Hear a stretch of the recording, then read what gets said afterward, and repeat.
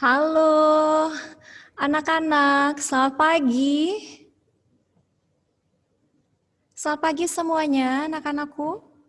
Kelas 8C, apa kabar? Bisa dengarkan suara Miss Yani? Tolong beri reaction thumbs up bagi yang mendengarkan.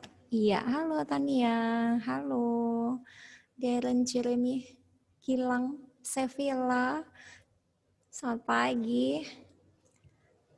Iya, halo Elda. Bagaimana kabar kalian? Miss Jenny harapkan kalian selalu dalam keadaan sehat ya. Oke, silakan. Hai, halo Wulan. Ya, oke anak-anak. Hari ini kita akan mulai pembelajaran agama dan budi pekerti. Kalian sudah siap ya? Oke, siapkan Alkitabnya, siapkan buku panduannya juga. Ya, kita akan mengawalinya dengan doa. Elda pimpin kita dalam doa. Silakan Nak.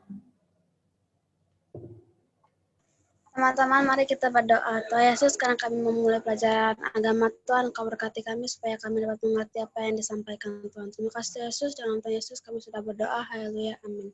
Amin. Terima kasih Elda sudah berdoa untuk kita semua. Baik anak-anak, hari ini kita akan mulai ya untuk materi yang baru ya, yaitu di bab yang ke-6.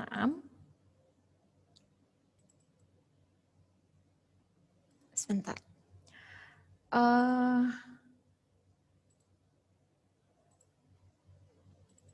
Iya. Baik, ini Miss Yani udah share screen-nya ya. Mengenal Roh Kudus. Baik. Menurut kalian, siapakah Roh Kudus itu? Kita masuk materi baru mengenal Roh Kudus. Menurut kalian, siapakah Roh Kudus itu? Ada yang ingin menyampaikan pendapatnya? Penghibur, Miss. Penghibur. Oke, terima kasih sudah menjawab. Ada yang mau menjawab lagi? Siapakah Roh Kudus itu?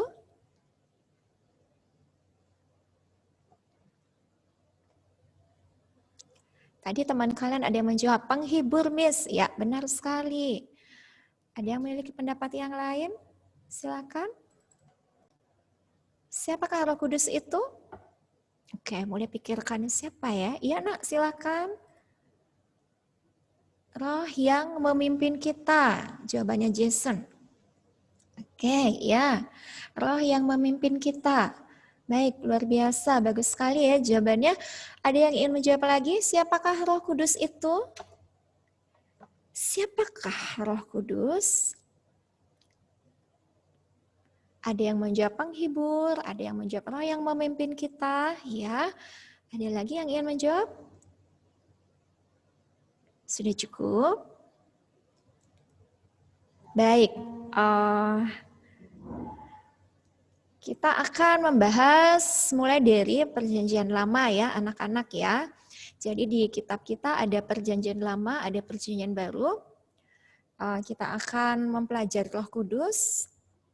Terlebih dahulu kita lihat di Perjanjian Lama terlebih dahulu ya. Setelah itu baru kita lihat di Perjanjian Baru. Mengenal Roh Kudus.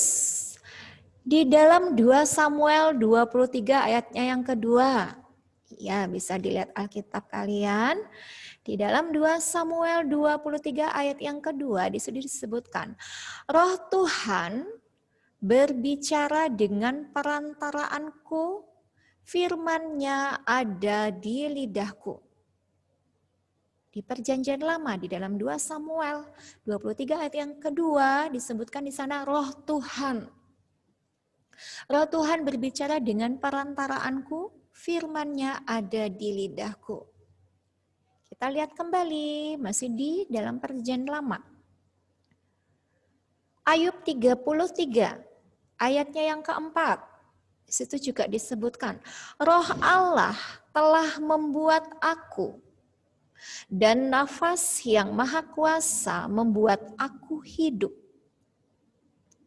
Ya, Sekali lagi, sini bacakan dari Ayub 33 ayat yang keempat. Di situ tertulis, Roh Allah telah membuat aku, dan nafas yang maha kuasa membuat aku hidup. Baik, kita lihat kembali. Masih di Perjanjian Lama. Dalam Nehemia, pasalnya yang ke-9, ayat yang ke-20 dikatakan, dan engkau memberikan kepada mereka, engkau di sini adalah Allah ya, dan engkau memberikan kepada mereka rohmu. Ya, sudah mestinya diberi tanda warna merah ya. Rohmu yang baik untuk mengajar mereka. Juga manamu tidak kau tahan dari mulut mereka, dan engkau memberikan air kepada mereka untuk melepaskan dahaga. Kemudian kita lihat kembali di dalam Mazmur, ini perjanjian lama juga, di dalam Mazmur 104 ayat yang ke-30 dikatakan, apabila engkau mengirim rohmu, mereka tercipta dan engkau membaharui muka bumi. Oke, bisa diulangi. Di dalam Mazmur 104 ayat yang ke-30 juga tertulis ya, apabila engkau mengirim rohmu, mereka tercipta dan engkau membaharui muka bumi. Baik. Ya, anak-anak, kalau kita perhatikan untuk perjanjian lama, kembali kita mengingat bahasa asli dalam perjanjian lama menggunakan bahasa Ibrani.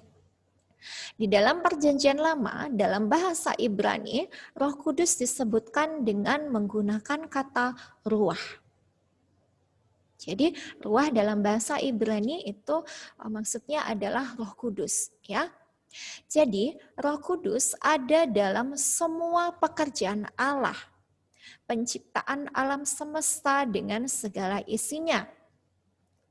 Di kitab Kejadian pasal yang pertama, di situ sudah dijelaskan mengenai hari-hari penciptaan, di mana Allah menciptakan langit dan bumi beserta dengan segala isinya. Roh Kudus ada dalam pekerjaan Allah. Roh Kudus ada di dalam penciptaan alam semesta dengan segala isinya. Kalian sudah mengetahui dari hari penciptaan, hari yang pertama sampai dengan hari yang ke-6. Kemudian di hari yang ke-7 Allah beristirahat. Di hari yang pertama Allah menciptakan terang ya. Jadi Allah melihat semuanya itu baik. Kemudian di hari yang kedua Allah menciptakan cakrawala. Semua karya Allah mengenai penciptaan alam semesta. Tentu saja Roh Kudus ada di dalam karya Allah. Di hari yang ketiga Allah juga menciptakan semua hewan-hewan yang berkeriapan di dalam air. Jadi ada hewan air. Kemudian Allah juga menciptakan burung-burung yang bertebangan di udara. Ya. Dan juga Allah menciptakan segala jenis tumbuh-tumbuhan. Kemudian Allah juga menciptakan hewan, ya. Hewan yang berkaki 4, hewan menciptakan ternak. Kemudian pada akhirnya di hari yang ke-6 Allah menciptakan manusia. Semua yang Allah lakukan adalah baik. Di dalam penciptaan tersebut ada Roh Kudus yang berperan. Dalam semua karya Allah, penciptaan alam dengan segala isinya. Ada peran Roh Kudus di dalamnya. Di dalam perjanjian lama, Roh Kudus bekerja secara aktif untuk menyampaikan kehendak dan perintah Allah kepada umatnya. Melalui nabi yang Allah percayakan, Allah menyampaikan pesan kepada umatnya, ya, tentu saja ada peran Roh Kudus di dalamnya.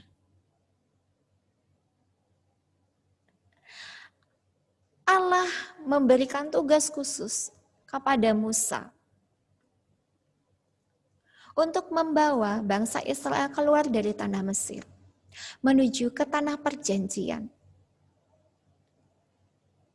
Pada saat itu Musa sebenarnya merasa was-was, tidak percaya diri. Dan dia mengatakan bahwa dirinya tidak fasih lidah. Bagaimana caranya mengatakannya kepada bangsa Israel? Tetapi ada karya Roh Kudus. Ada Roh Kudus yang menyertai Musa sehingga Musa memiliki keberanian untuk menyampaikan pesan Tuhan dan membawa umat kesayangan Tuhan keluar dari Mesir menuju ke tanah Kanaan. Tentu saja dengan adanya Roh Kudus inilah Musa memiliki keberanian untuk menyampaikan pesan Tuhan. Roh Kudus juga mengajarkan Taurat kepada bangsa Israel. Ada hukum Taurat yang disampaikan melalui batu, 10 perintah Allah, dan tentu saja ada karya Roh Kudus dalamnya, sehingga bangsa Israel menerima Taurat tersebut. Karya Roh Kudus dalam Perjanjian Lama. Kemudian di dalam Perjanjian Lama, Roh Kudus menuntun dan memberi kuasa kepada para pemimpin Israel. Roh Kudus memberikan kuasa kepada Yosua sehingga Yosua berani masuk ke tanah Kanaan. Walaupun orang-orang di tanah Kanaan itu memiliki perawakan yang sangat besar, tubuhnya tinggi besar, dan membuat orang menjadi takut. Tetapi karena adanya Roh Kudus, Yosua menjadi berani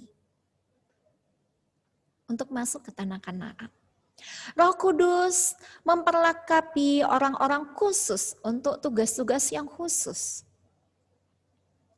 Roh Kudus memperlengkapi Yusuf, sehingga Yusuf sangat cekatan, walaupun dia masih sangat muda, tetapi dia merupakan anak yang bertanggung jawab dan sangat terampil. Di mana pada saat ia berada di rumah Potifar menjadi diberkati karena adanya Yusuf yang dipenuhi dengan Roh Kudus. Kemudian Roh Kudus juga memperlengkapi orang-orang khusus, yaitu Daniel. Daniel dipenuhi dengan hikmat, memiliki tugas khusus sehingga dia sangat dipercaya. Itu karena dipenuhi dengan Roh Kudus. Roh Kudus menguasai umat Allah sehingga mereka dapat memuji Allah dengan nyanyian dan alat musik. Roh Kudus memberikan kuasa kepada Daud sehingga Daud bisa memuji-muji Allah dengan nyanyian, dengan mazmurnya, dengan alat musik. Daud selalu bermazmur pada Allah karena dia dipenuhi Roh Kudus. Roh Kudus inilah yang menguasai Daud sehingga Daud memuji Allah dengan nyanyian dan alat musik. Di dalam Perjanjian Lama, Roh Allah bekerja dan berkarya di antara manusia. Ia adalah pribadi yang berkuasa dan kekal. Dalam pemahaman Yahudi, Roh Allah disebut juga inspirasi ilahi, menyangkut tindakan ilahi, penulisan, atau pengucapan. Baik, kita akan menelaah Alkitab, ya, mengenal Roh Kudus di dalam Perjanjian Lama. Anak-anak siapkan Alkitab kalian. Oke, sudah.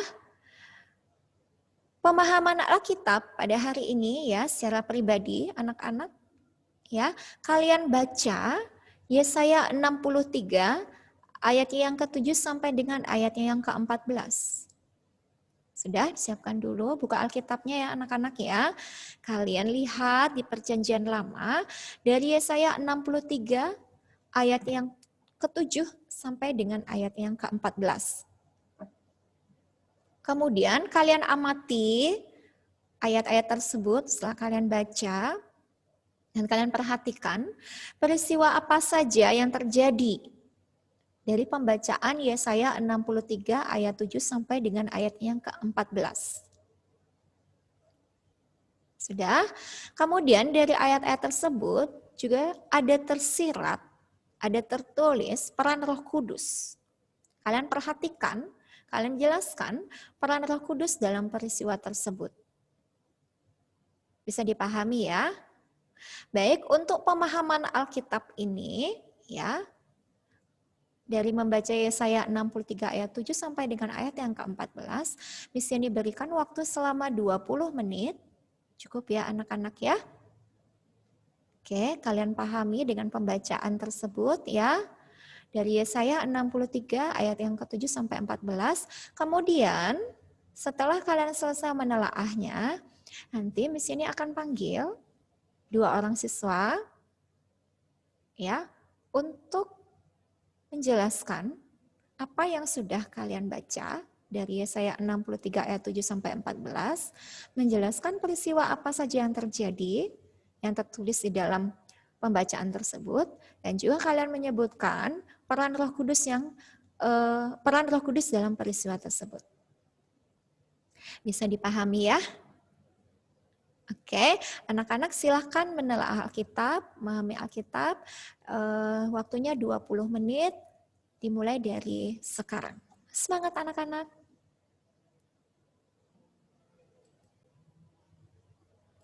Baik anak-anak, bagaimana? Sudah selesai? Oke, beri reaction thumbs up yang sudah selesai. Halo? Ya, oke. Yang lainnya bagaimana? Jason, Kennedy, Elda sudah? Yang lainnya? Sudah nak?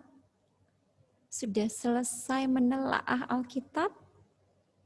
Dari Perjanjian Lama, dari Yesaya 63. Christopher sudah, oke. Baik anak-anakku, karena ada beberapa yang sudah selesai, kita akan mendengarkan penjelasan dari temanmu ya, apa yang sudah mereka dapatkan setelah menelaah Yesaya 63 ayat 7 sampai dengan 14. Oke ya. Baik, Miss Yani ingin mendengarkan suara dari Jason Tanjaya. Silakan, Nak. Ya, Miss.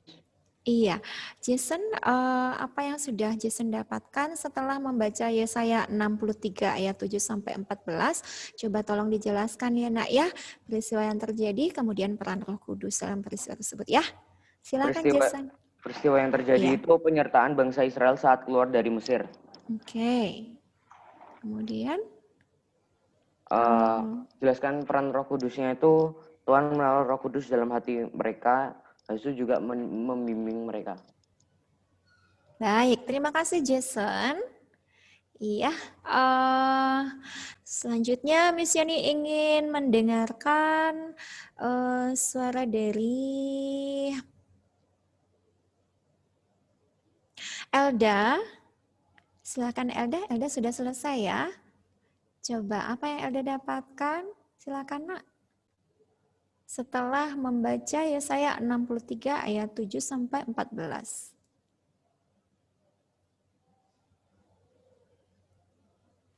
Halo, Elda.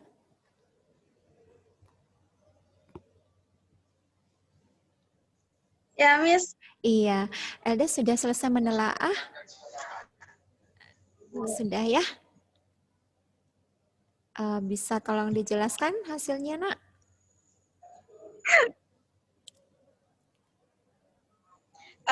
Peristiwa yang terjadi itu Tuhan, peristiwa penyertaan Tuhan bagi bangsa Israel ketika keluar dari Mesir. Kemudian peran Roh Kudus? Peran Roh Kudusnya sebagai penuntunnya bangsa Israel untuk hidup dalam Tuhan. Oke, baik. Terima kasih Elda, luar biasa. Baik anak-anak, kita lihat Yesaya 63 ya. Ayat 7 sampai dengan ayatnya yang ke-14 ya. Baik, Miss Yani bacakan untuk kita semua. Judulnya adalah Doa Pengakuan dan Permohonan Israel.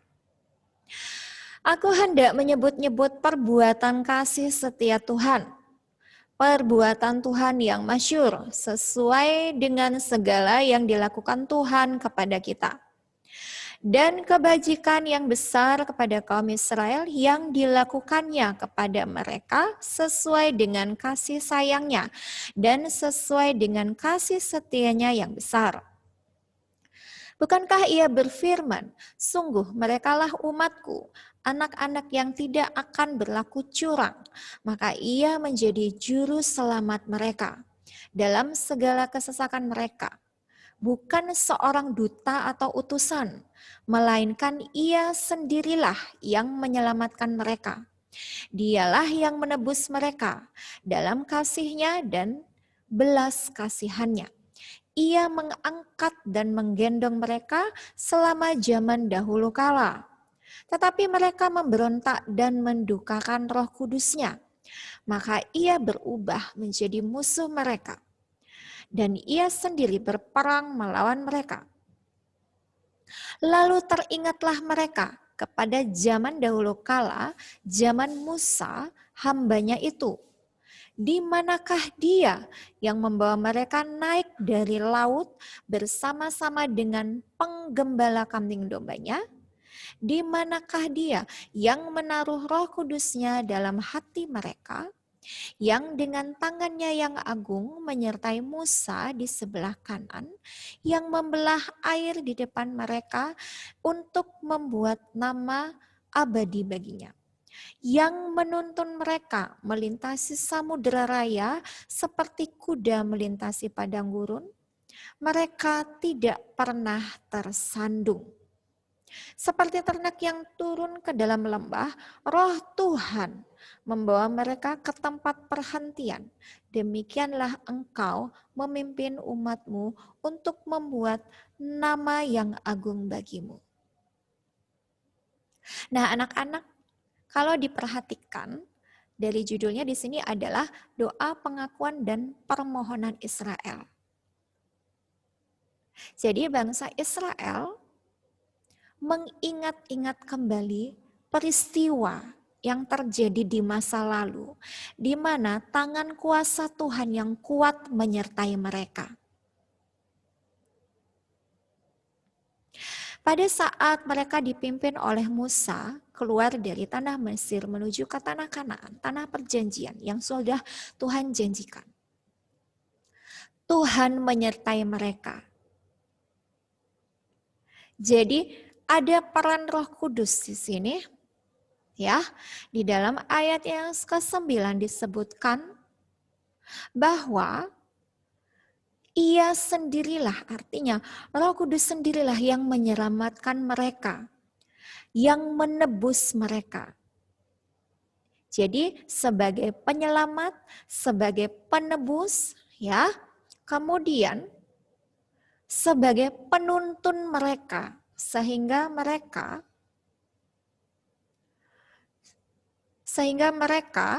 dapat melintasi samudera raya dan juga padang gurun. Karena penyertaan Roh Tuhan, sehingga mereka bisa tiba dengan selamat sampai di tempat perhentian. Itu peran Roh Kudus.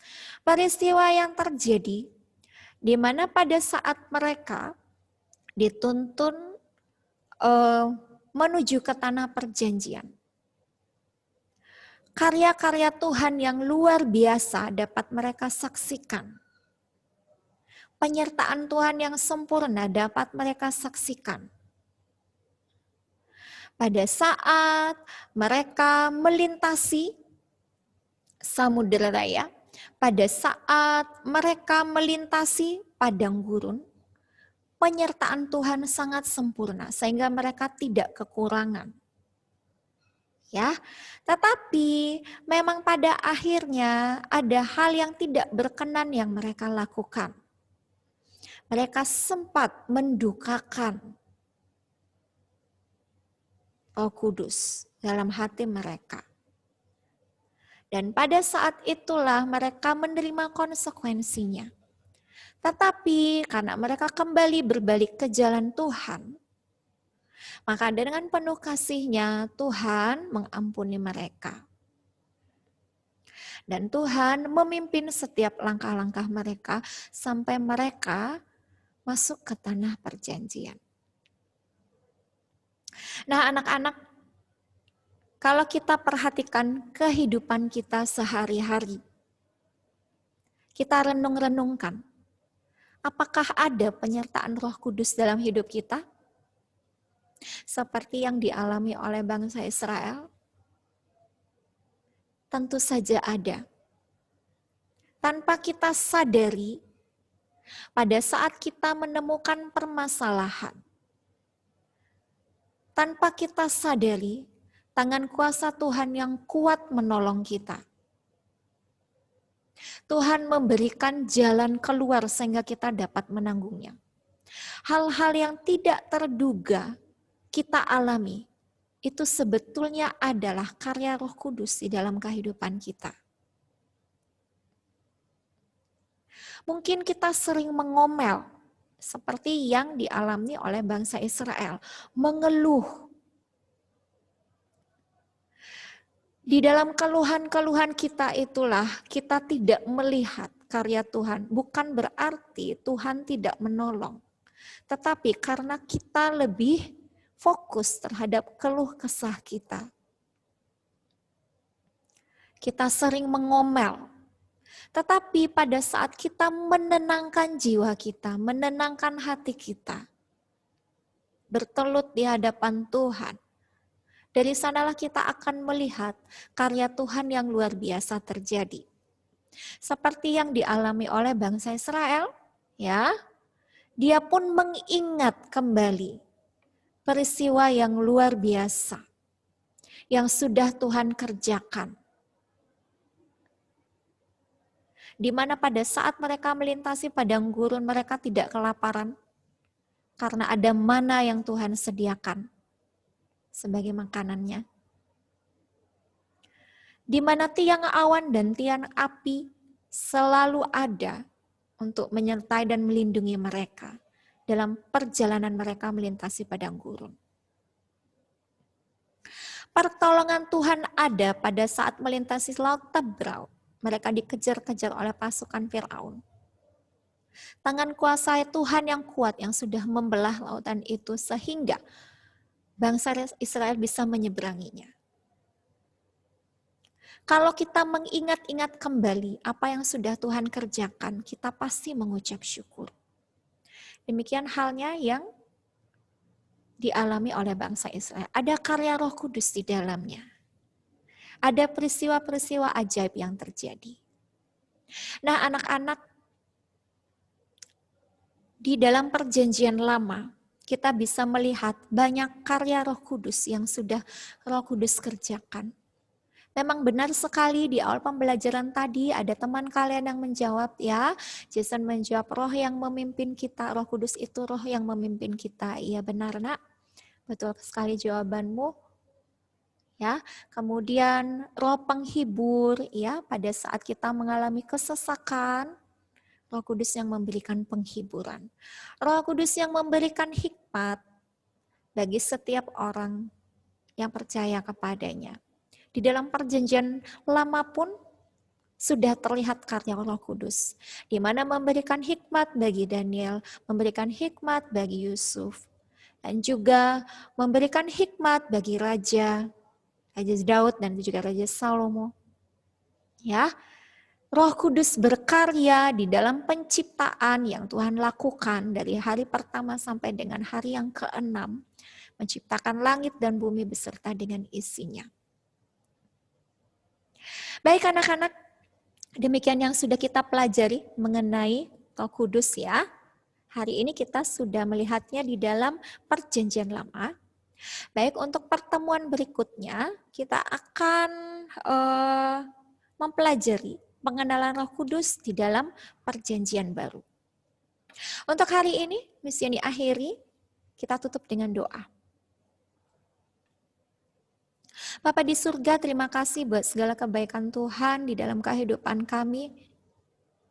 Kami percaya Roh Kudus-Mu memimpin kami di dalam segala aspek kehidupan kami. Ampuni kami apabila kami lebih sering fokus terhadap permasalahan yang kami hadapi.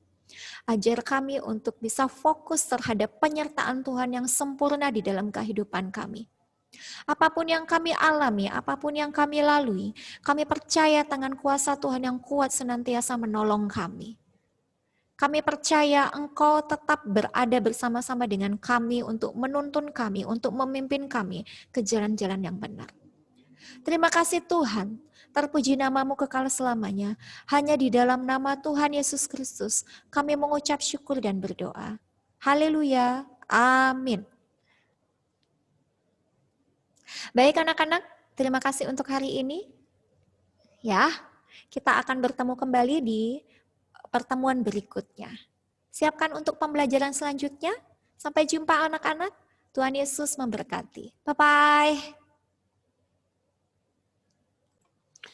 Dibuka LKS-nya halaman 56, tetapi sebelum itu, untuk tugas yang 2 minggu lalu, yang tanggal 7, ada beberapa anak yang tidak mengumpulkan di TD Smart ataupun yang tidak mengumpulkan di lewat WA-nya Miss. Oh ya, oke, sip, Ulan. Nah, kemudian ini beberapa anak yang tidak, semoga terlihat, kelas 8C. Ada Daren, Edo, Chanel, Christopher, Gabriela Maria, itu yang belum mengumpulkan tugas,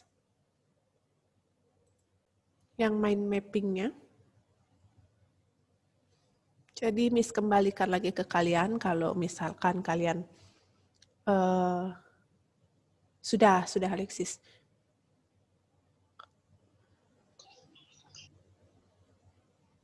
Oke, kok tanggung jawab sama diri sendiri, silahkan dikumpulkan tugasnya ke Miss. Kalau tidak ya udah, enggak apa-apa.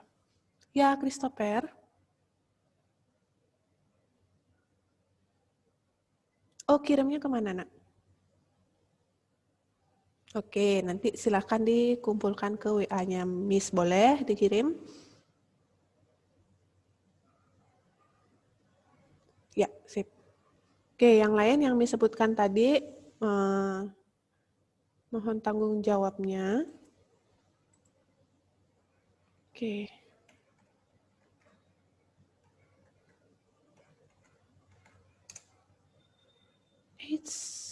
Sorry.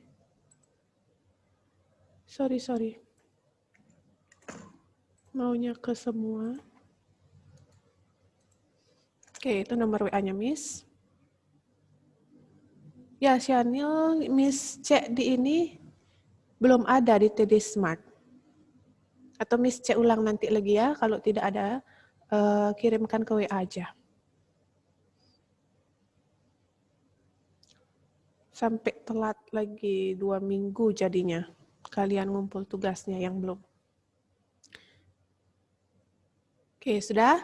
Sekarang kita lanjut ke materi usaha dan energi, buka di halaman 59 LKS. Semoga terlihat dan tidak blur. Jadi setelah pesawat sederhana yang terdiri dari 4 klasifikasi, ada tuas atau pengungkit, kemudian ada bidang miring, ada katrol, dan ada roda berporos.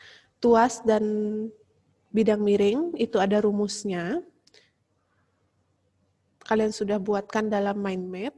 Lalu untuk katrol, besarnya keuntungan mekanis pada katrol itu, dia bisa dilihat dari banyaknya katrol yang dipakai atau jumlah tali yang ada di katrol itu.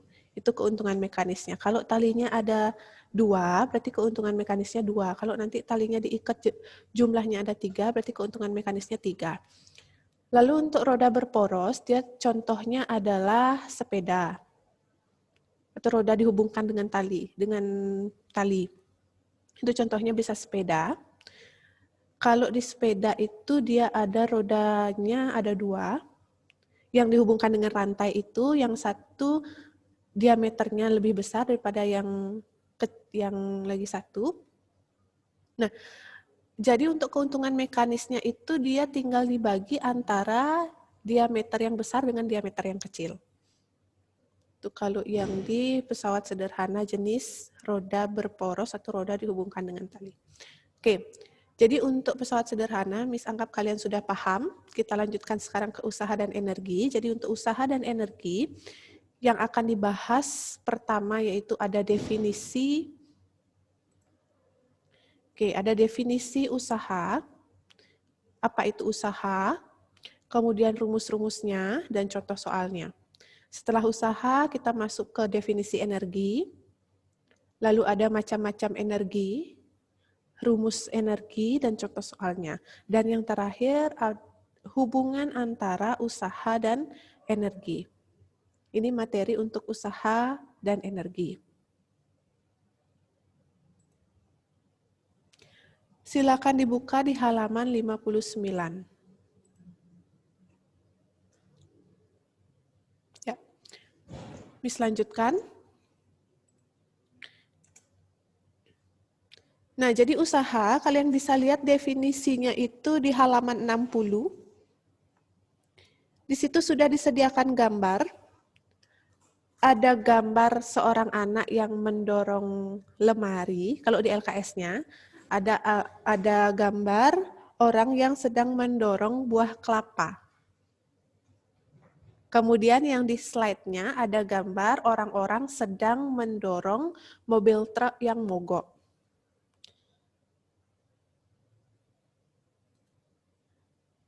Bukan, halaman 60. Alexis, halaman 60 LKS.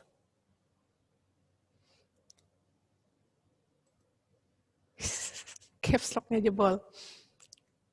Oke, sudah ya. Nah, kalau di kehidupan sehari-hari, usaha itu kayak kita mendorong, melakukan sesuatu hal, menyebabkan sesuatu benda itu bisa berpindah, itu usaha. Memanaskan motor, menyapu, mengepel, bangun pagi, itu juga usaha. Ada usaha yang bernilai positif, ada usaha yang bernilai negatif. Kalau yang nilainya negatif, contohnya nyontek, itu usaha nilainya negatif. Memukul teman, itu usaha juga, tapi negatif. Dampaknya temannya jadi sakit. Kemudian berbohong, itu juga usaha. Usaha keras untuk memutar otak gimana caranya berbohong. Mencuri, tapi itu nilainya negatif. Kemudian kalau yang positif, segala sesuatu yang kalian lakukan yang bisa membantu pekerjaan orang atau membantu diri sendiri, itu termasuk usaha yang positif. Kalau usaha nilainya 0, tidak melakukan usaha, contohnya kalian lagi mager, tidur aja di kasur, atau main HP aja, itu tidak melakukan usaha.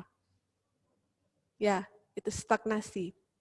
Nah, di fisika, jadi usaha itu artinya merupakan gaya yang menghasilkan suatu perpindahan. Setiap gaya yang diberikan pada suatu benda yang membuat benda itu berpindah, itu disebut dengan usaha. Ya, gaya dorong atau gaya tarik. Yang penting bendanya yang dikenai gaya itu dia berpindah, itu namanya usaha. Nah, kemudian nilai usaha dipengaruhi oleh arah perpindahan. Kalau misalkan kalian mau dorong meja, mejanya didorong ke kanan, berarti dia usahanya nilainya positif. Didorong ke kanan. Kemudian kalau mejanya didorong ke kiri, berarti itu nilainya negatif.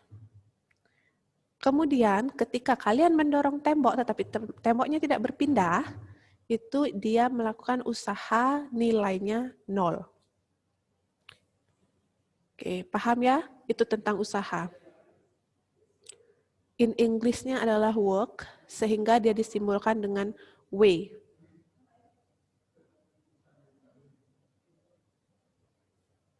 Oke, diselanjutkan. Itu pengertiannya. Jadi untuk pengertian lebih lanjut kalian bisa lihat di LKS-nya halaman 60. Setelah itu, nah, kalau digambarkan dalam fisika, ini ada suatu benda. Bisa kalian umpamakan dia adalah bata, meja, atau kursi yang didorong ke kanan, diberikan gaya F. Posisi awalnya di sini, berpindah menjadi di sini, sehingga dia punya yang namanya perpindahan. Karena kedudukannya berubah. Oke. Dalam standar internasional, usaha itu adalah hasil kali antara gaya dengan perpindahan. Sehingga dirumuskan pada kotak yang berwarna ungu ini, W sama dengan F kali S. Satuannya kalau gaya itu satuannya Newton, kalau perpindahan itu satuannya meter. Jadi satuan usaha bisa Newton meter atau yang lebih dikenal adalah Joule. Ini rumusnya. Di kotaknya ini.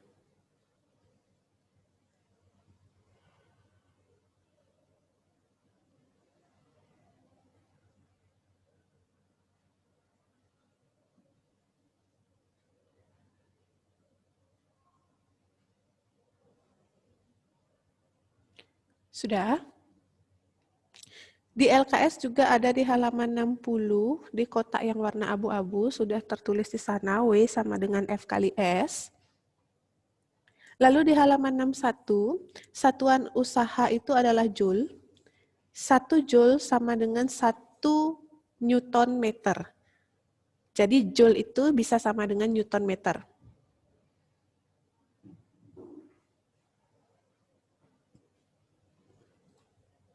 Oke, selanjutnya.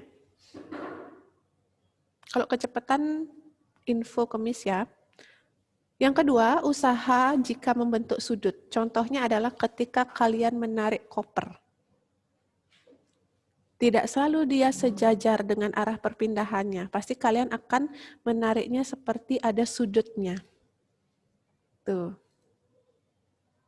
Oke, Miss kembali dulu. Silakan. Jadi dicatat di situ nanti satuan usaha bisa Newton meter atau Joule.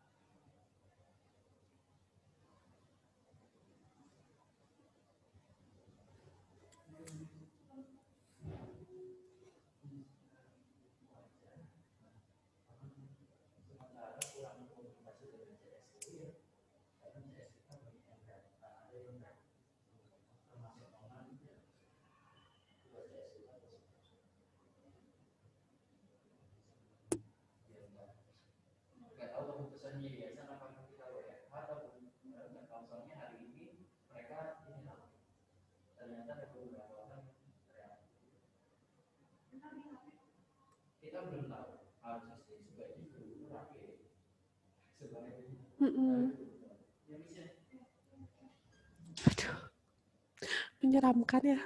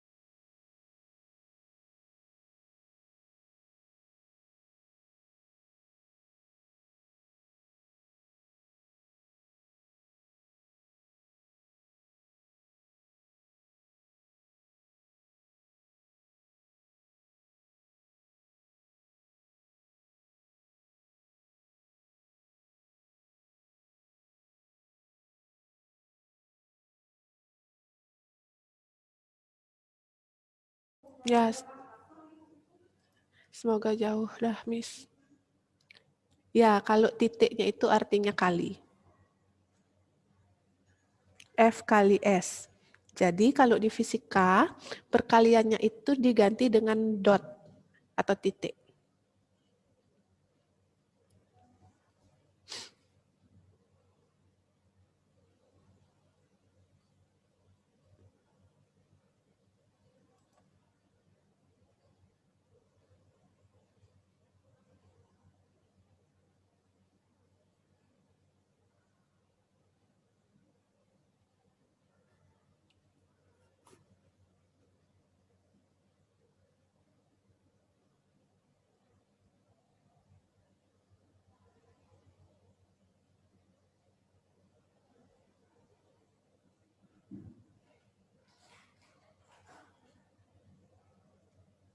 Sudah ya?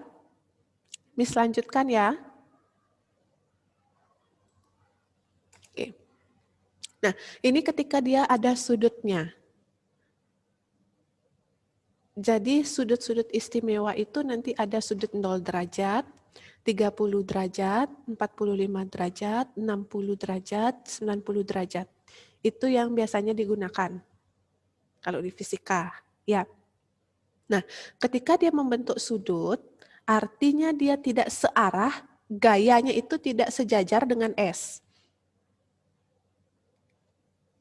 Kalau yang sebelumnya, ini kan gayanya arahnya ke kanan. Oke, dia sejajar, ini dia sejajar arahnya dengan S. Sehingga dia tinggal F kali S.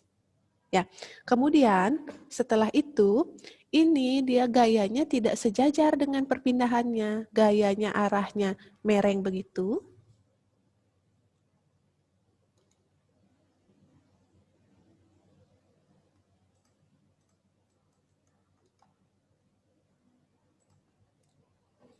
Oke, gayanya arahnya agak mereng, karena dia mereng, dia membentuk sudut, arahnya begitu gayanya.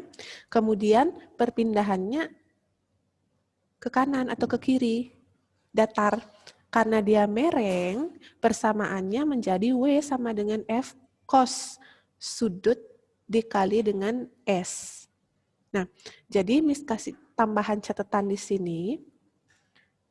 Nilai cos setiap sudut itu punya nilai cos. Kalau misalkan 0 derajat, nilai cosnya adalah 1. Kemudian kalau 30 derajat, nilai cosnya adalah setengah akar 3. 45 derajat, ini sudut-sudut yang biasa akan digunakan. Setengah akar 2. 60 derajat, ini nilainya adalah setengah. Kemudian untuk 90 derajat, ini nilainya adalah 0. Jadi ini nilai-nilai sudutnya ketika dikoskan, nilai kosinus. Jadi kalian bisa cek di kalkulator saintifik atau kalkulator di HP juga bisa yang ada sudutnya. 30 derajat nanti akan terlihat hasilnya kalau dikoskan hasilnya berapa. 0 derajat kalau dikoskan hasilnya berapa. Ya. Sehingga nanti kalau misalkan ini sudutnya nilainya adalah, dia membentuk sudut, nilainya misalkan 60 derajat. Oke, tolong diperhatikan, ini misalkan 60 derajat. Gayanya ini misalkan 100 Newton. Dan dia mengalami perpindahan sebesar 2 meter. Nah, kalian tinggal masukkan ke sini ke rumusnya. Gayanya 100. Sudutnya 60, berarti dikali cos. 60 derajat dikali perpindahannya adalah 2. Sekarang lihat di catatan cosnya. Cos 60 berapa nilainya? Setengah, berarti 100 yang ini diganti. Pakai hasilnya, ini nilainya adalah setengah dikali 2.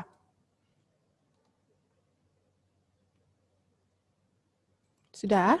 Nah, yang ini bisa dicoret sehingga nilai W-nya besarnya adalah 100 Joule satuannya. Ini nilai W-nya. Ketika dia ada sudut, harus dimasukkan nilai cos sudutnya. Dicari di tabelnya setiap sudut berapa nilai cos-nya. Ya. Nah, ini keterangannya. Kalau usaha bisa satuannya Newton meter atau Joule, gaya bisa Newton, S perpindahan harus meter, kemudian alfa, ini alfa, sudut.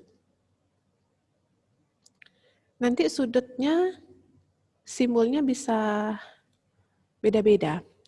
Mungkin nanti kalian ketemunya yang begini. Yang seperti Miss buat yang ini. Ini dibaca theta. Theta. Kemudian yang begini, seperti ikan ini dibaca alfa. Ini, tapi bukan B. Ada ekornya di bawah, dibaca beta. Kemudian yang ini seperti Y, dibaca gamma. Simbolnya bisa beda-beda, tetapi tetap dia menyatakan sudut. Theta, alfa, beta, gamma.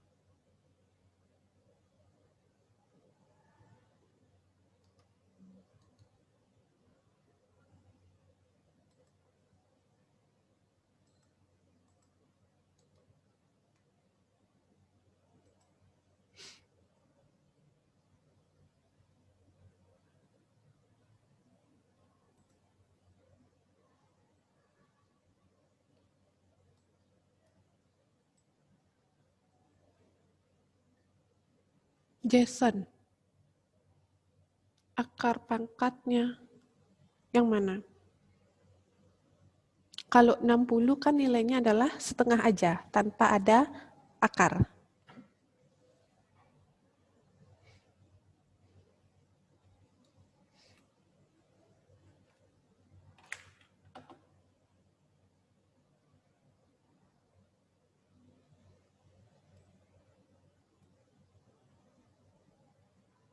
Kalau yang ada pangkatnya, oke. Kalau misalkan sekarang sudutnya bukan 60, tetapi yang terbentuk adalah sudutnya 30 derajat. Oke, Miss tulisnya di sini ya. Di pojok kiri atas ya. Sekarang sudutnya dia 30 derajat. Tidak lagi 60. Oke, jadi W sama dengan F-nya tetap kita pakai 100 dikali cos 30 derajat dikali perpindahannya adalah 2 meter. Nah, kemudian ini sama dengan 100. Cos 30 kita lihat di sini, ini nilainya adalah setengah akar 3 kali 2.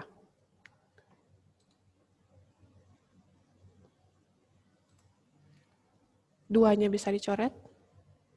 Yang tersisa adalah akar 3 dikali dengan 100, hasilnya adalah 100 akar 3 Joule. Tuh. Jadi hasil untuk yang ada akarnya nanti dia ngekor di hasil akhir. Begitu juga kalau misalkan sudutnya 45 derajat. Kalau 45 derajat, cos-nya setengah akar 2.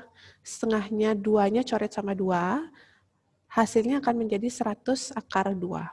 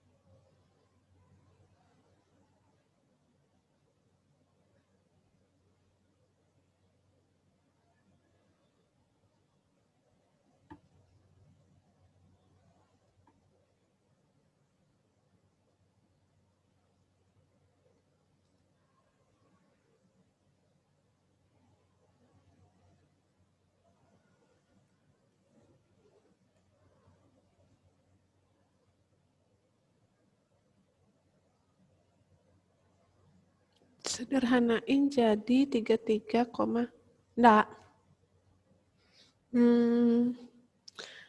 Akar 3-nya, enggak akar pangkat 3 namanya, akar 3. Kalau di kalkulator, akar 3 itu hasilnya adalah 1,73. Dah, 1,73 itu dikali dengan 100. Sehingga hasilnya adalah 173,2.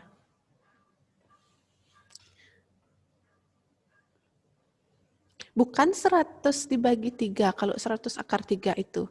100 dikali akar 3, akar 3-nya cari dulu hasilnya. Sama dengan kalau akar 4 hasilnya kan 2. Kalau 100 dikali 2 sama dengan 200. Nah, akar 3 hasilnya adalah 1,73. Kemudian kalau dikali 100 hasilnya adalah 173 Joule. Paham ya atau bingung? Jadi kalau misalkan kalian nanti ketemu hasilnya ada akarnya, tidak usah dirubah, biarkan dia dalam bentuk akar. Kecuali dia bisa diakarin, kayak akar 4, akar 9, akar 16, kalau dia bisa diakarkan, itu dikeluarin. Kalau tidak, rasanya angkanya tidak angka bilangan kuadrat, tidak usah diakarkan. Biarkan dia di dalam akar angkanya.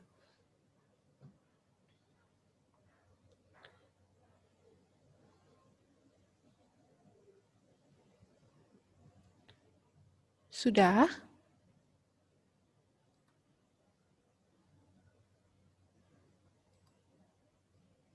Kalau akar 2, 1,4.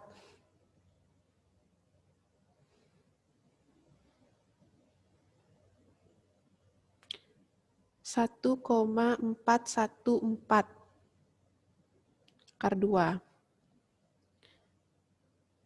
Akar 2 1,4, akar 3 1,7, akar 4-nya 2.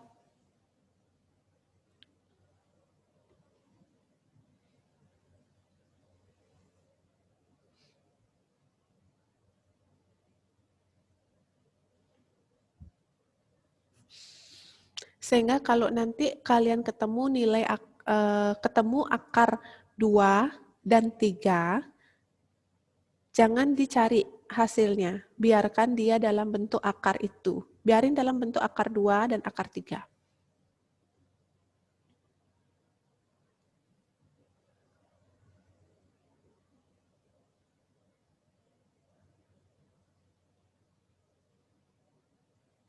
Sudah?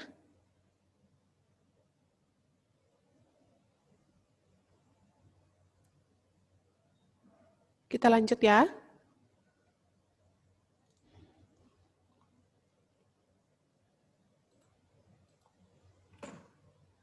Oke. Nah, ini materinya tentang usaha. Sekarang kita masuk ke contoh soalnya dulu. Silakan dibuka halaman 63 LKS.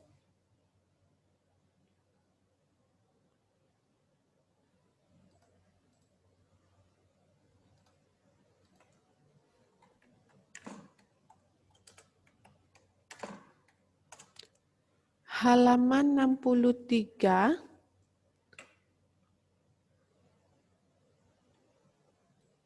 Nomor 4 yang ABC. Coba diorat-orat itu kira-kira berapa nilai usaha yang dilakukan oleh Helmi.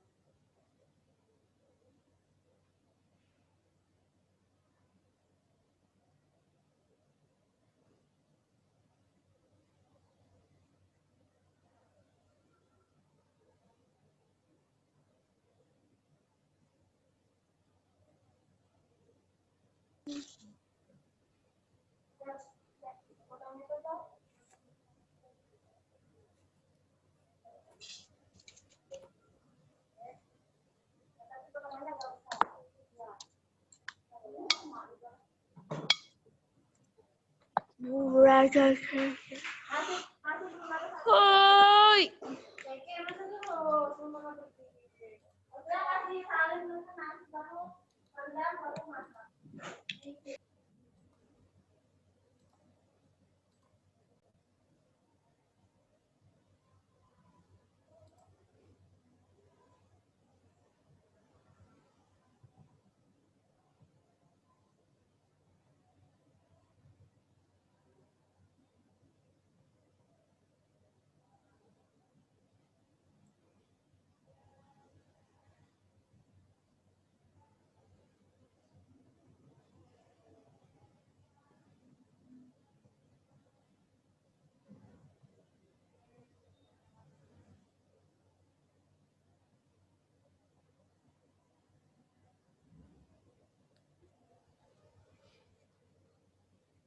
Oke, sudah ada Kennedy, Chanel, Miss, S-nya itu selalu 2 atau dapat dari mana? S-nya itu kalau dia ada satuan meter, sudah S dia. Tidak selalu 2. Jadi S itu bisa perpindahannya bisa 1 meter, 2 meter, 3 meter, 4 meter. Jason, oke. Yuk yang lain. Nanti Miss diskusikan.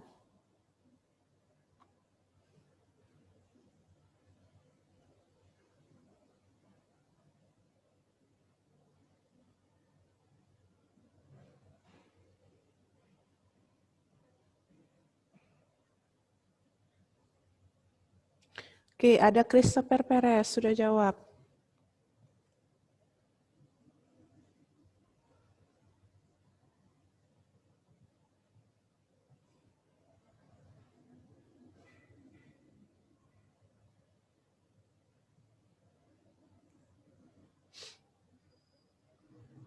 Oke, lanjut dulu.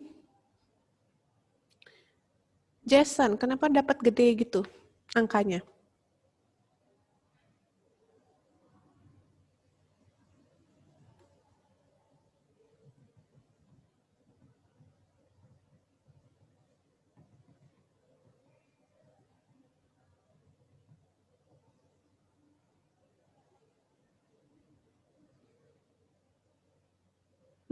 Berapa hasilnya?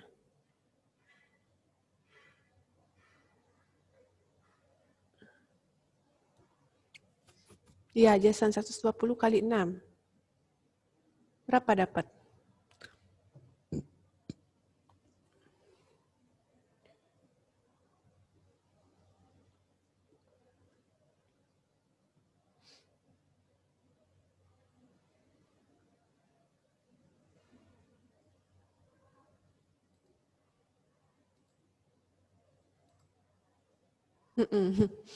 Ya benar, bukan. Ya, salah itu. Oke. Karena sudah ada beberapa yang menjawab, sekarang kita buat orat-oretnya sama-sama. Jadi dia ada di halaman 63, nomor 4. Ingat ditulis diketahuinya. Jadi diketahuinya di sana cukup gayanya 1 aja ya, itu jadi ambigu. Dikasih 2 arah tanda panah 120 sama 120, pakainya 1 aja. F-nya sama dengan 120 Newton. Kemudian perpindahannya adalah 6 meter, sehingga yang ditanya berapa usahanya. Karena di arahnya ke kanan, sehingga nilai usahanya nanti positif. Jadi W sama dengan F kali S. 120 dikali 6. Jadi hasilnya adalah 720 Joule. Oke, 720 Joule. Di sini ada Jason, ada Martial, ada Christopher, Kennedy, Chanel, dapat Chanel? Oke, yang lain dapatkah atau masih bingung?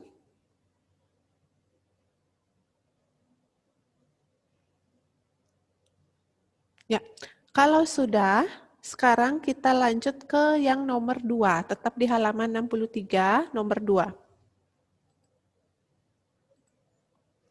Nomor 2 sekarang.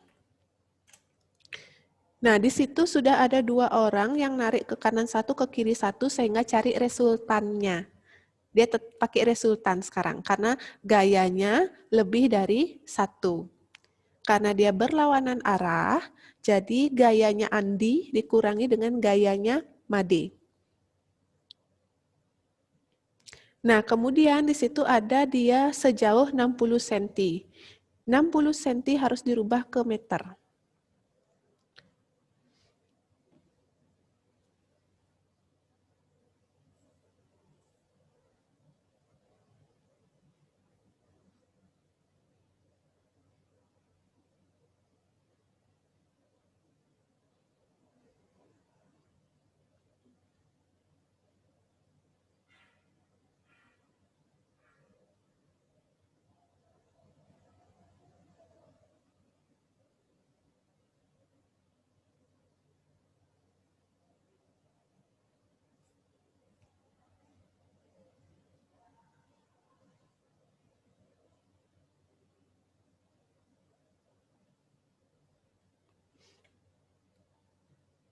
Oke, sudah ada Chanel, Jason. 120 dikurangi dengan 80 dulu, baru dikali dengan 60 cm. Sentimeternya dirubah ke meter.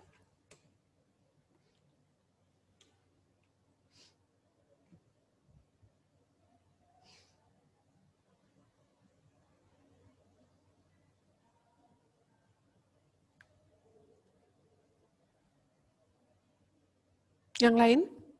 Miss tunggu. Ayo jangan mager-mager. Nanti tiba-tiba kalau masuk seperti biasa, kalian lupa lagi perkalian kalau mager menghitung.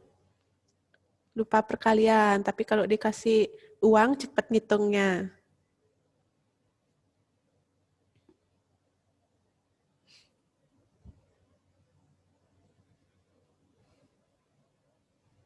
Oke, yang nomor 2. Arahnya ke kanan 1, ke kiri 1, sehingga F totalnya, jadi dia adalah 120 dikurangi 80, hasilnya adalah 40 Newton. Berpindah sejauh 60 cm, dirubah ke meter menjadi 0,6 karena dia dibagi 100. Lalu yang dicari adalah W, W-nya F dikali S. 40 dikali 0,6 atau 6/10. Sehingga dia hasilnya adalah 4 dikali 6, 24 Joule. Oke, jawaban Chanel sama Jason benar. Terakhir, kita masuk ke halaman 64, nomor 1 yang B.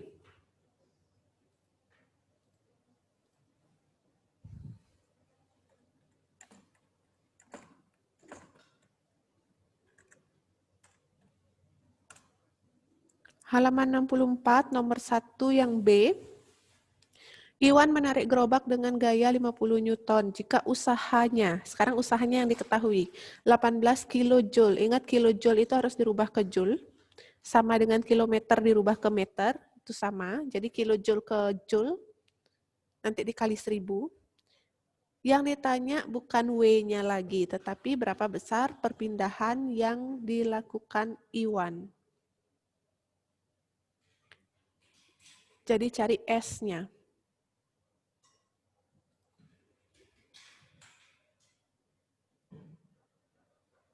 Oke.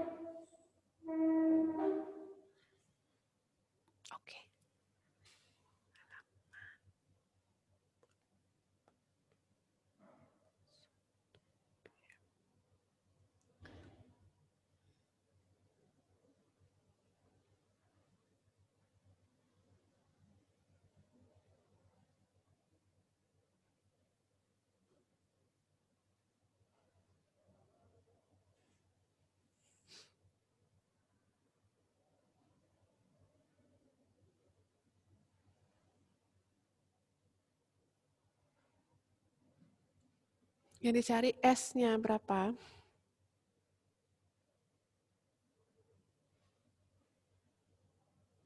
Oke, ada Martial. Sudah jawab. Nanti kita cek ya Martial ya. Selanjutnya.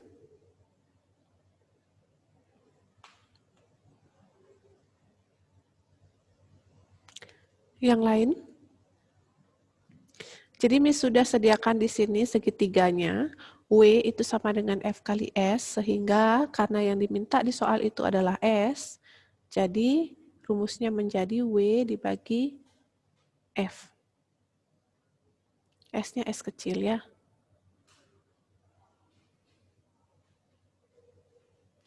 W per F. Kilojoule ingat dirubah ke joule.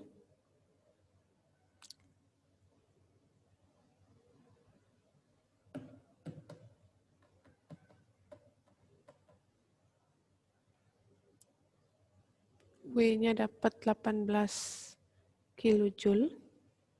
Ini kalau ke joule dia dikali 1000, sehingga dia jadi 18.000 joule. F-nya 50 Newton, sehingga tinggal masuk ke sini. 18.000 divided by 50.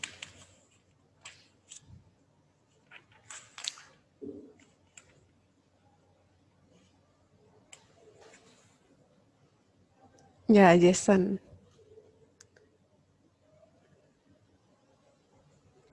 Jadi, nanti kalau di soal, bisa saja tidak usaha yang ditanya.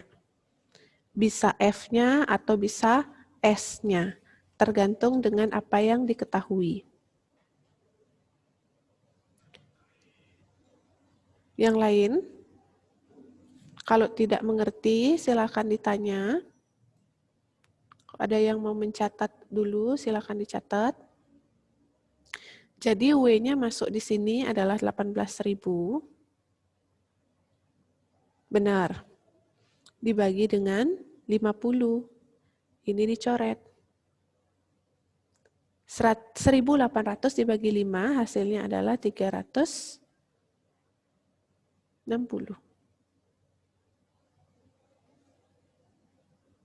Meter. Jadi jawabannya adalah 360 meter. Thank you yang sudah orat-oret dan mengirimkan jawabannya lewat chat.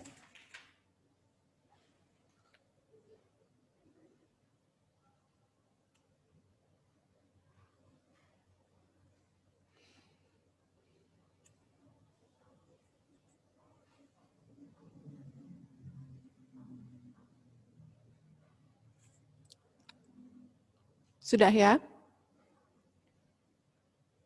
Bisa lanjut ya? Atau masih ada yang mencatat?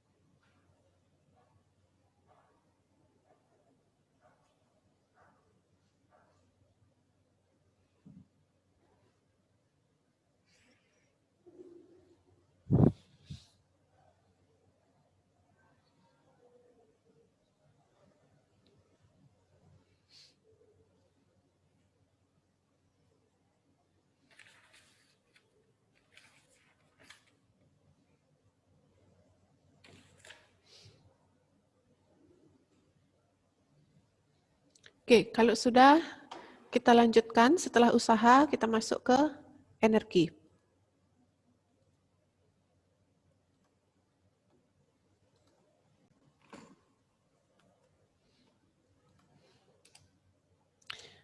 Energi merupakan suatu kemampuan untuk melakukan usaha. Jadi menurut kalian ada energi apa saja? Di situ di LKS ini tidak ada. Cuma ada hubungan usaha dan energi saja, itu di halaman 61. Jadi Miss bahas dulu untuk energinya. Silakan dibuka halaman 61.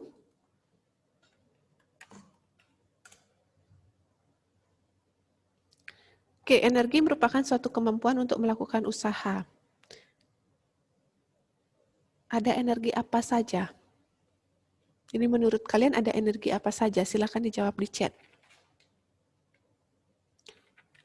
Selain energi kinetik yang ada di slide, Ada energi apa saja? Oke, ada energi listrik. Terus? Magnet, betul. Lanjut. Betul. Betul, energi cahaya. Cahaya, panas. Lagi. Uap.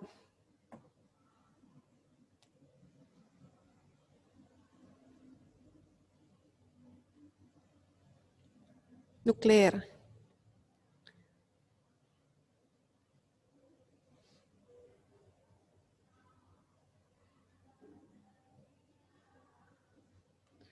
Ada energi listrik, energi magnet.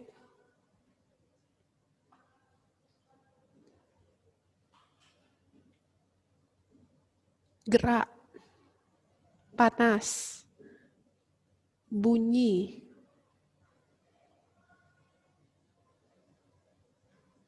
Cahaya. Uap. Oke. Nah, sekarang kalau misalnya ketika energi listrik itu bisa berubah menjadi energi gerak, contoh alat yang memanfaatkan itu apa? Contoh alat yang memanfaatkan perubahan dari energi listrik ke energi gerak.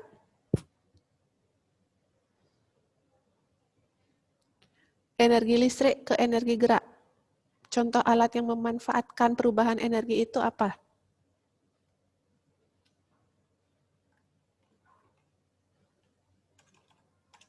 Halo semua. Ya, ada kipas angin. Lagi apa?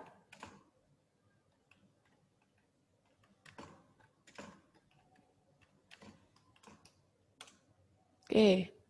Energi listrik ke gerak. Benar, Jason.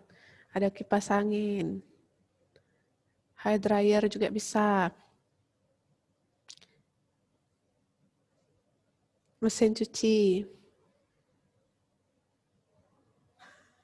Asik. Lanjut. Ketika energi gerak berubah menjadi energi cahaya, alat yang memanfaatkan energi itu adalah gerak menjadi cahaya. Kalau TV itu listrik menjadi bunyi dan cahaya. Ya, Martial. Sekarang gerak menjadi cahaya. Gerak menjadi cahaya. Ini ada satu contohnya ini. Yang biasa digunakan untuk olahraga, salah satu jenis olahraga, gerak menjadi cahaya. Apakah itu?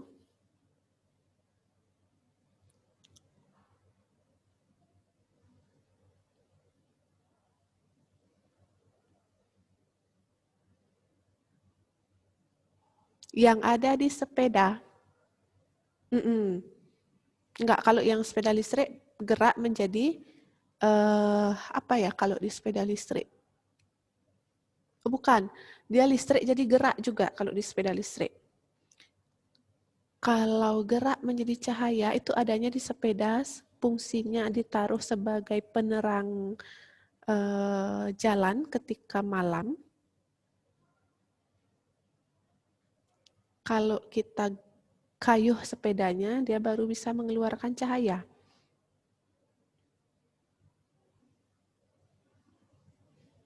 Dinamo. Dinamo contohnya. Ya, gerak menjadi cahaya. Oke, bisa lanjutkan. Gerak menjadi listrik biasanya dimanfaatkan oleh benda apa? Gerak menjadi listrik.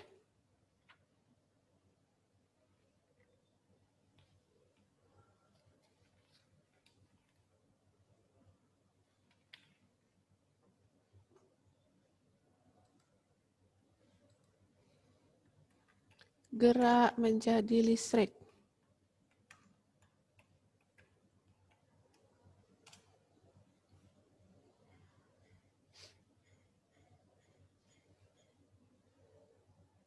Betul. Ada turbin. Ada yang singkatannya PLTA. Ada kincir angin. Ada PLTU. PLTA. Pembangkit listrik tenaga air. Air. Pembangkit listrik tenaga uap. Kincir angin juga bisa, sehingga ketika misalkan yang digunakan adalah air sebagai pembangkit listrik, berarti yang dibutuhkan adalah kecepatan airnya harus besar, sehingga dia mampu menggerakkan turbin dan menghasilkan listrik. Turbin generatornya bisa bergerak sehingga menghasilkan listrik. Itu yang dimanfaatkan.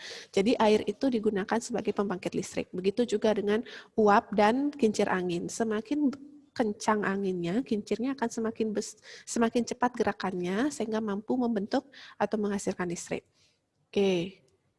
Itu pendahuluannya. Sekarang kita lanjut ke jenis energi yang akan digunakan untuk melakukan usaha. Ada 3. Ada energi kinetik, energi potensial, dan energi mekanik.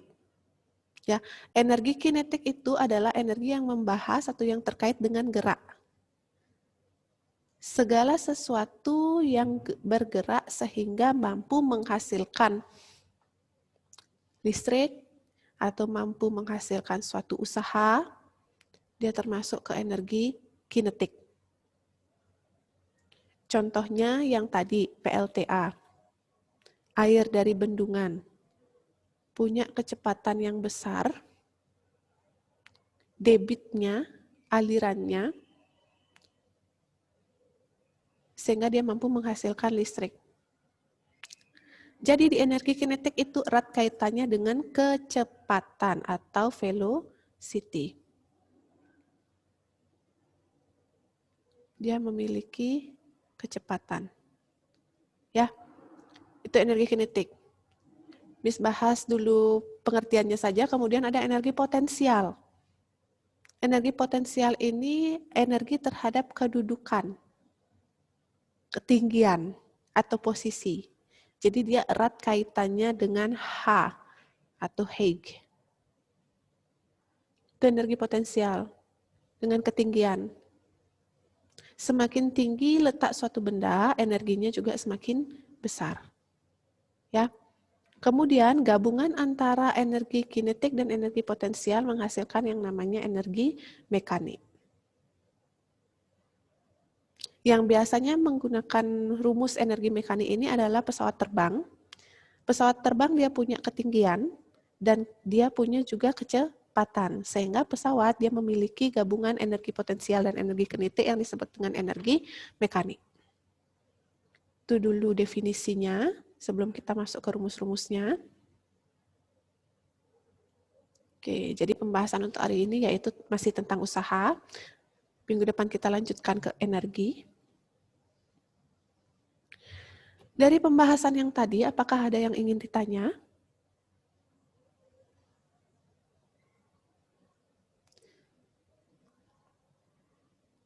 Jika tidak, sekian pembelajaran untuk hari ini. Miss minta untuk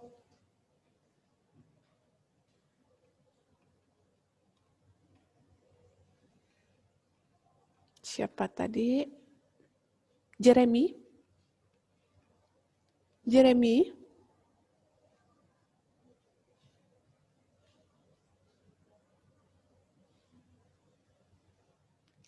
Christopher? Ya, Miss. Oke. Miss minta untuk memimpin doa penutup. Tuan-tuan, mari kita berdoa. Tuhan Yesus, sekarang kami sudah selesai belajar fisika. Tuhan berkati apa yang kami belajar. Tuhan dapat kami mengerti, Tuhan. Terima kasih, Tuhan. Dalam nama Yesus, amin. Amin. Terima kasih. Oke, anak-anak, terima kasih untuk hari ini. Terima kasih yang sudah aktif di chat Zoom untuk orat-oret tentang materi usaha. Sekian pembelajaran hari ini. Miss akhiri dan selamat pagi.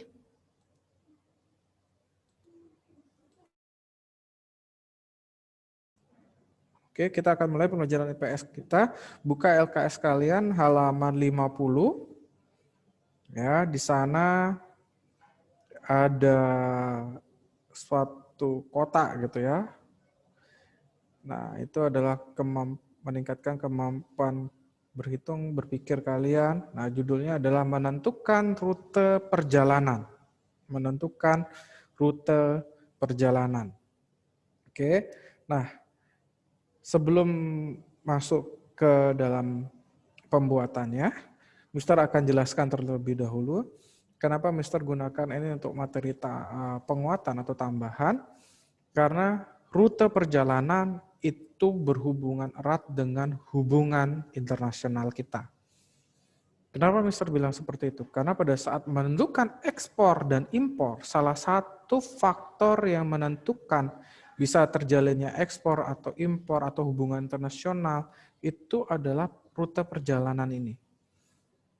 Ya, di mana pada saat kita, suatu negara membangun hubungan dengan negara lain, tentu misal dia harus melihat jarak dari negara tersebut, ya, dari negara tujuan ke negara tempat tujuan. Oke, dari negara asal ke negara tempat tujuan. Sederhananya kalau dalam bidang ekspor impor gitu ya, rute perjalanan ini berhubungan dengan apa? Berhubungan dengan biaya transportasi, atau yang kita kenal biasanya di keseharian kita adalah biaya kirim, biaya ongkir gitu ya, ongkos kirim gitu ya, kalau kamu sering dengar ongkir gitu ya. Semakin jauh jaraknya, semakin rumit rute perjalanannya, maka akan semakin tinggi biaya kirimnya.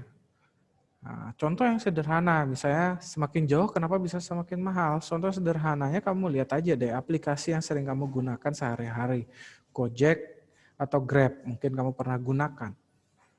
Nah, kalau kamu biasa menggunakan transportasi Gojek gitu misalnya, semakin jauh jarak tujuanmu, titik jemputmu dengan titik tujuanmu, maka biaya Gojekmu akan semakin mahal.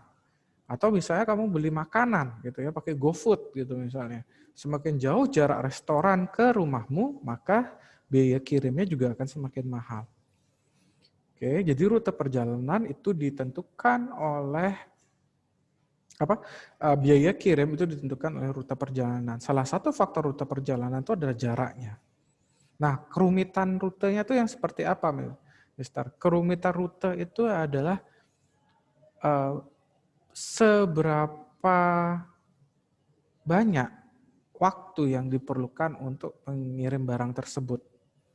Ya, contohnya misalnya kamu tinggal di Bali, di kota Denpasar, kamu kirim ke temanmu di Kabupaten Badung. Nah, itu kan di dalam satu pulau dan mungkin jaraknya berdekatan. Kamu bisa gunakan transportasi darat. Nah, bayangkan kalau kamu misalnya kirimnya janganlah jauh-jauh. Kirimnya ke Kalimantan di daerah pertengahan, di tengah-tengah hutan di Kalimantan gitu ya.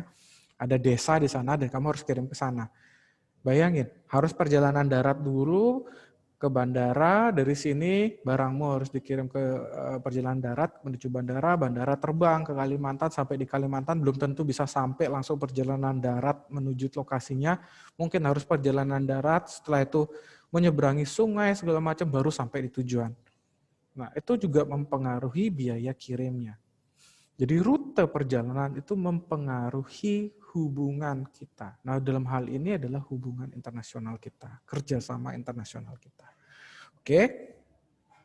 Nah, sekarang kita akan masuk ke dalam kasusnya. Jadi Mister akan bacakan, negara-negara ASEAN akan melakukan konferensi di Jakarta. Jadi 10 negara ASEAN itu akan melakukan konferensi atau pertemuan di Jakarta. Untuk menghemat waktu, penerbangan dari setiap negara tidak boleh transit lebih dari 2 negara. Jadi misalnya kamu melakukan penerbangan, mungkin kamu pernah ke luar negeri kemanapun, dengan keluargamu, dengan orang tuamu, kamu pernah dengar istilah transit. Transit itu artinya berhenti sementara gitu ya, entah untuk kamu ganti pesawat, entah kamu untuk pesawatmu mengisi bahan bakar dan seterusnya lah, itu transit namanya ya. Nah, dari penerbangan ini hanya boleh transit 2 kali di 2 negara. Jadi contohnya misalnya dari Vietnam ke Indonesia gitu ya. Oke. Nah, dari Vietnam ke Indonesia, bisa langsung dari Vietnam ke Indonesia, bisa dari Vietnam harus transit terlebih dahulu. Misalnya di negara A dia harus berhenti, di negara B dia harus berhenti, dari negara A, misalnya dari Vietnam ke negara A, ya itu transit 1 kali. Negara A ini terbang ke negara B, itu sudah transit 2 kali, dari negara B itu harus langsung ke Indonesia. Nggak boleh transit lagi di negara C. Kalau dia transit lagi di negara C, berarti dia itu transitnya lebih dari 2 kali. Oke, jadi dia harus transit itu 2 kali, maksimal 2 kali.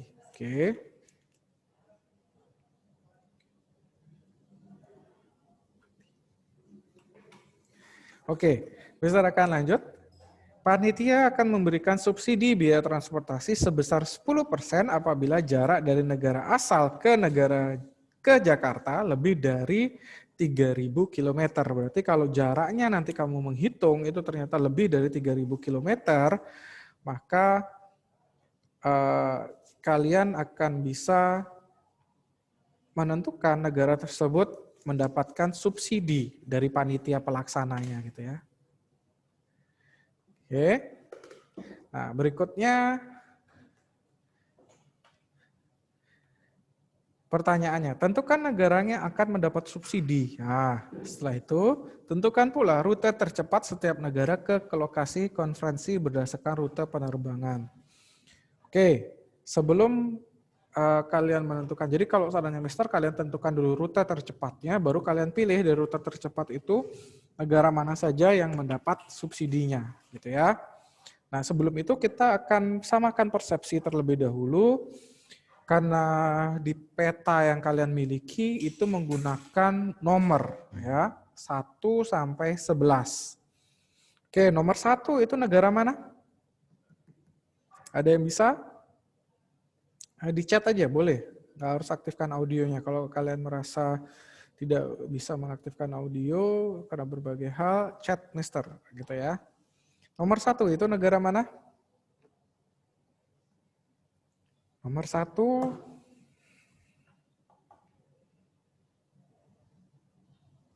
Oke, benar. Indonesia. Nomor 2. Ayo. Yang satu pulau dengan kepulauan, satu pulau lagi. Oh, Malaysia. Benar, Gilang. Sip, good job. Nomor 2 itu, kok Malaysia nomor 2? Sorry, nomor 2. Bukan Malaysia, nak. Apa? Ya, Malaysia ada di sana, tapi yang kecil tuh, di atas itu. Brunei. Ya, benar. Nomor 2, Brunei Darussalam. Nomor 3. 3. Nomor 3. Ayo. Negara yang bentuknya kepulauan di luar Indonesia, apa? Yang ada di Filipina. Oke, benar Edo. Jadi 1 Indonesia, 2 Brunei Darussalam, 3 Filipina, 4 Singapura. Benar, Gilang.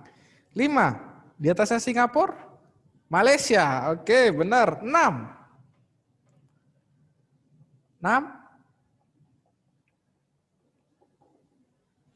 Kamboja, benar. 7. Sebelahnya Kamboja. Thailand, oke, benar. 8.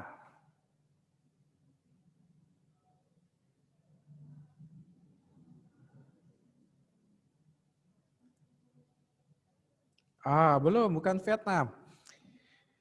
Halaman 50 ya, tadi ada yang kelewat. Ini halaman 50. Oke, 8 itu negara apa?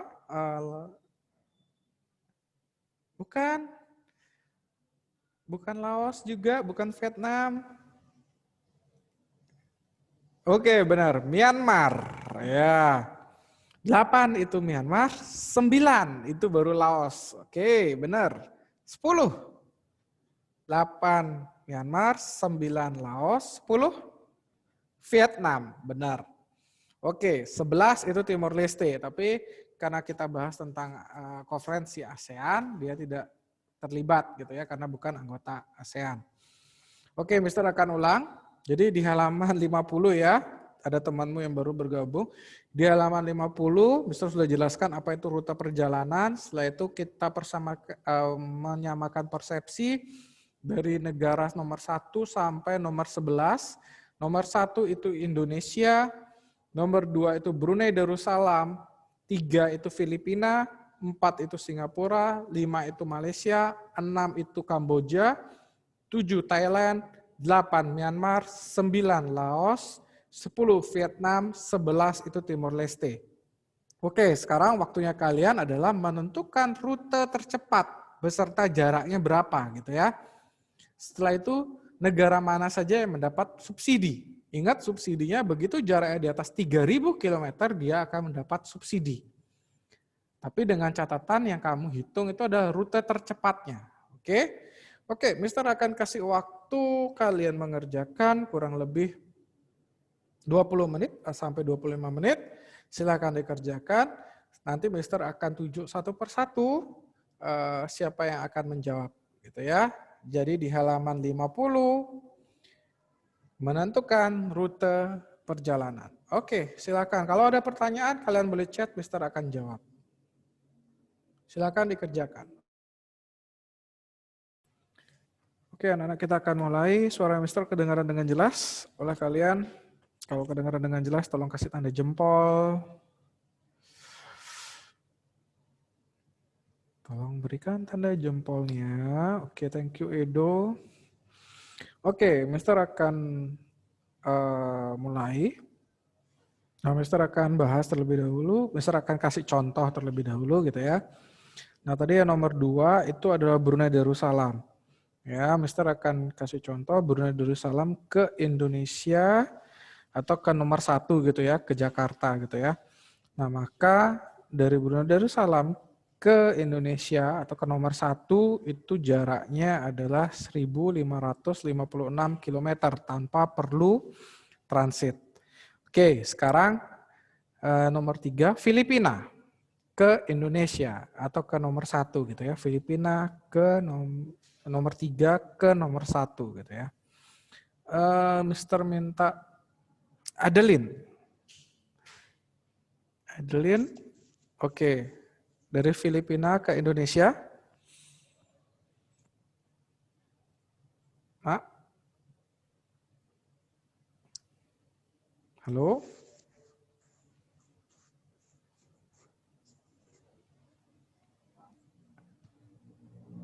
Halo Adeline? Sepertinya audiomu bermasalah, nak. Bisa chat Mister ya. Untuk jawabannya, jadi rutenya apa? Dari Filipina ke Indonesia. Nah, berikutnya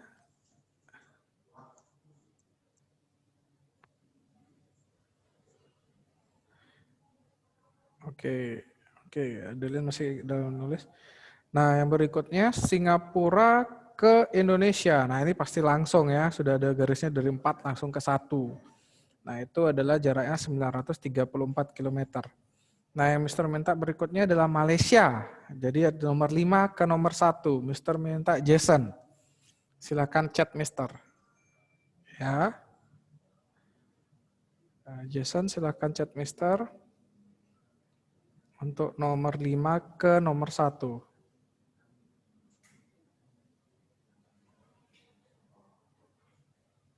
Oke. Ya, oke. Ini Adeline dulu. Dari Filipina ke Indonesia, transit di Brunei, total jaraknya adalah 3.009 km. Oke, benar. Jadi Filipina, Brunei Darussalam, baru ke Indonesia. Jadi 3, 2, 1. Jaraknya 3.009 km. Berarti juga mendapat subsidi biaya. Oke, thank you Adeline. Ya, jadi Filipina akan mendapatkan subsidi biaya karena jaraknya adalah 3.009 km. Oke, berikutnya Malaysia, Jason juga sudah jawab. 541, Malaysia, Singapura, Indonesia. Jaraknya adalah 1.246 km. Oke, good job. Nah, sekarang yang nomor 6, Kamboja. Nah, Kennedy, Kamboja. Setelah itu nomor 7, Thailand, Mr. minta Edo. Nomor 8, Myanmar, Mr. minta Triksi Alicia. Oke, silakan.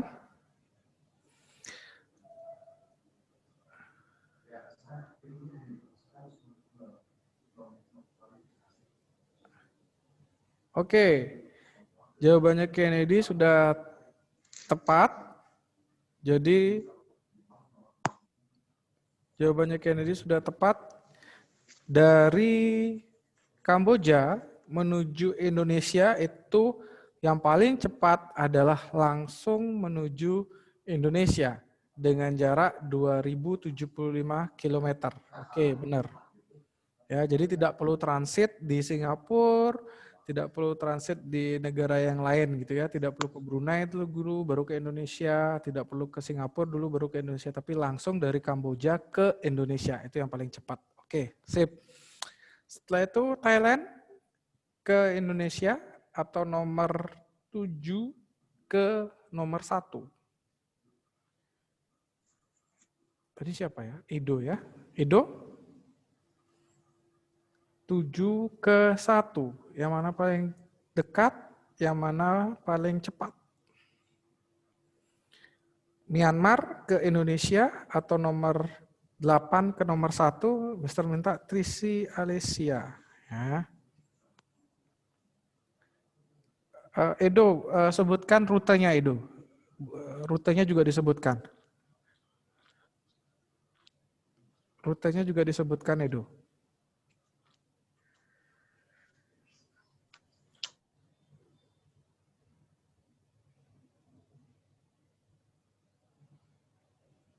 2.491 km itu rutenya yang dari mana ke mana? Thailand kemana, Indonesia gitu. Rutenya ya. Trisi juga langsung, Trisi Alicia langsung kirim jawabannya.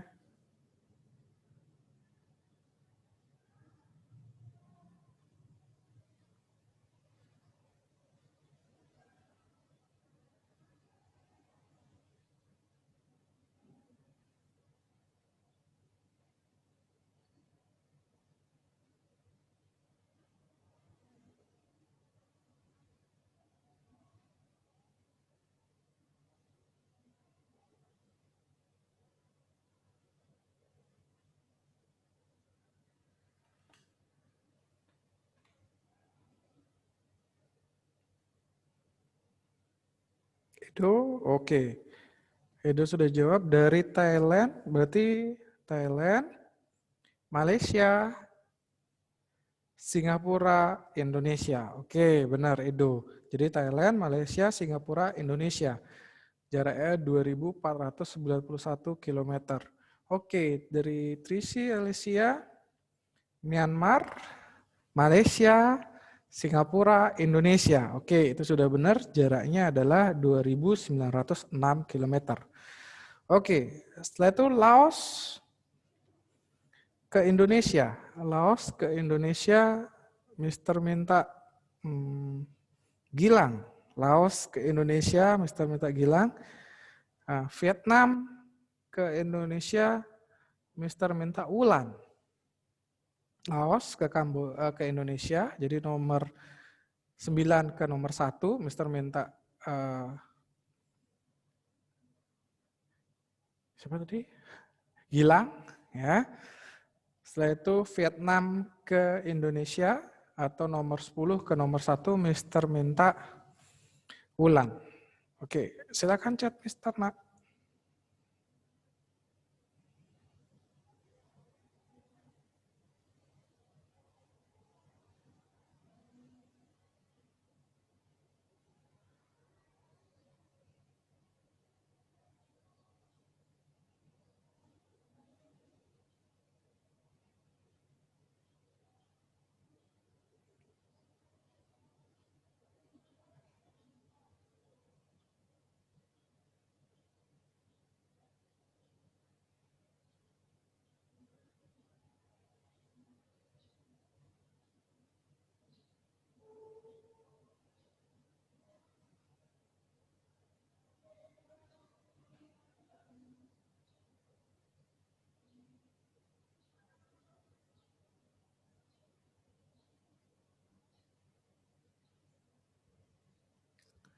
Oke, Gilang.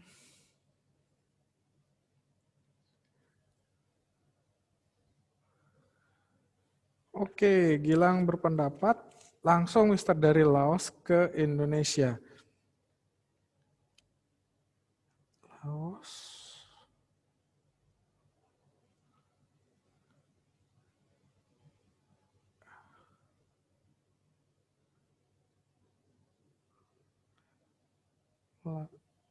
Mohon maaf, tidak ada penerbangan atau rute perjalanan dari nomor 9 langsung ke nomor 1. Ya, dia harus transit. Nah, transitnya di mana itu yang kamu harus tentukan.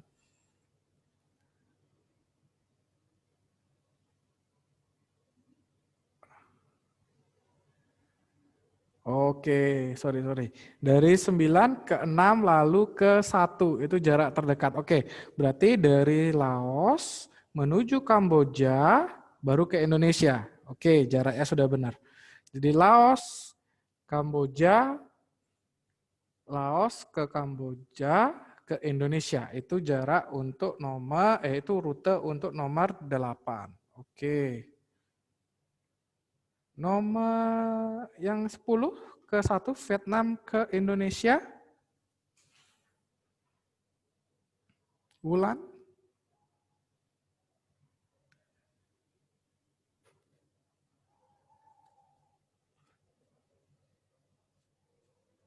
Wulan.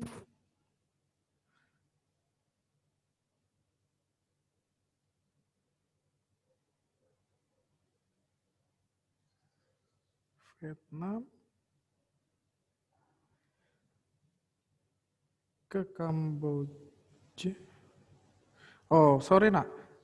Untuk Wulan itu tidak ada penerbangan dari Vietnam itu ke Kamboja. Jadi 10 sampai 6 itu tidak ada garis. Ya, jadi rutenya harus mengikuti garisnya, gitu ya. Oke, jadi tidak ada rute penerbangan dari nomor 10 ke 6 karena nggak ada garisnya di sana. Oke. Jadi Vietnam, atau ada bisa bantu yang dari Vietnam ke Indonesia, boleh chat Mister. Oke, Kennedy, silakan Kennedy. Kennedy, bisa aktifkan audiomu mungkin atau kamu chat boleh. Untuk dari Vietnam ke Indonesia. Vietnam, Laos, Kamboja, Indonesia. Oke, sip. Thank you. Jaraknya 3.320 km. Oke, sip. Thank you Kennedy. Jadi Vietnam, Laos, Kamboja, Indonesia jaraknya 3.324 km. Nah, karena melihat jaraknya 3.324, maka delegasi Vietnam atau negara Vietnam juga akan mendapatkan subsidinya. Oke. Jadi dengan ini berakhir sudah penentuan rute perjalanannya. Ingat, tadi ada teman-teman bilang, Mister, saya masih bingung.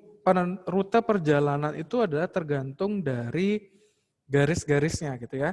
Kamu kayak tadi misalnya dari nomor 10 ke nomor 6, dari Vietnam ke Kamboja, itu tidak ada garisnya, berarti tidak ada penerbangan dari nomor 10 ke nomor 6. Jadi tidak ada, istilahnya tidak ada jalur rute perjalanannya ya. Oke, ada pertanyaan.